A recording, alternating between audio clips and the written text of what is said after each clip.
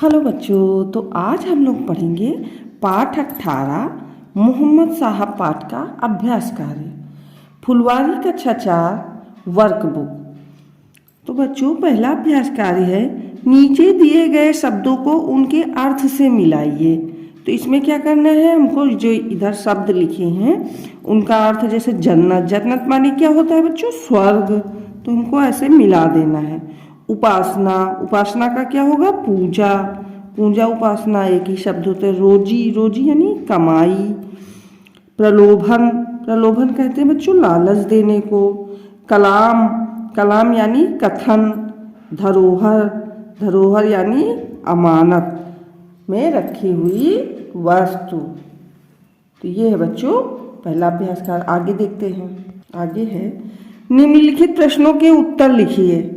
हजरत मोहम्मद साहब का जन्म कहाँ हुआ था, तो मक्का में। मोहम्मद साहब का पालन पोषण किसने किया था, उनके दादा अब्दुल मुतल्लिब और चाचा अबू तालिब ने किया था, क्योंकि इनके माता पिता बचपन में ही, पिता तो पहले ही खत्म हो गए थे और माँ भी 8-9 साल की उम्र में खत्म हो गई थी।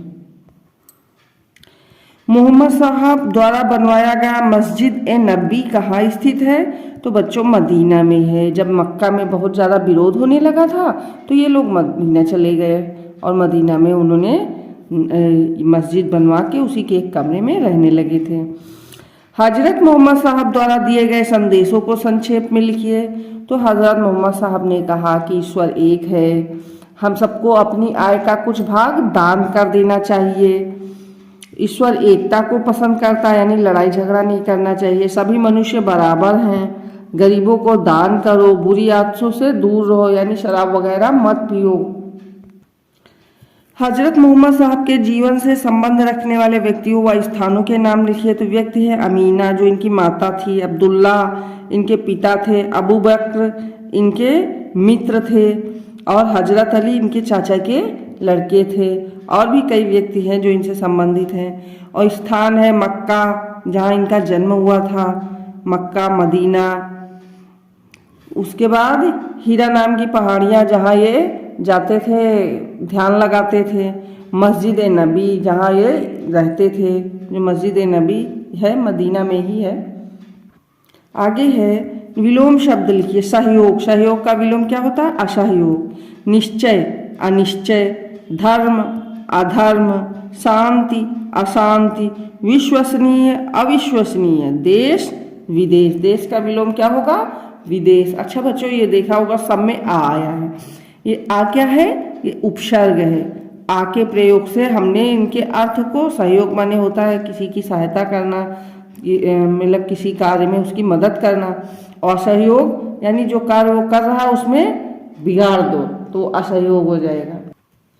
दिए गए मुहावरों को वाक्यों में प्रयोग कीजिए। कर भला तो हो भला।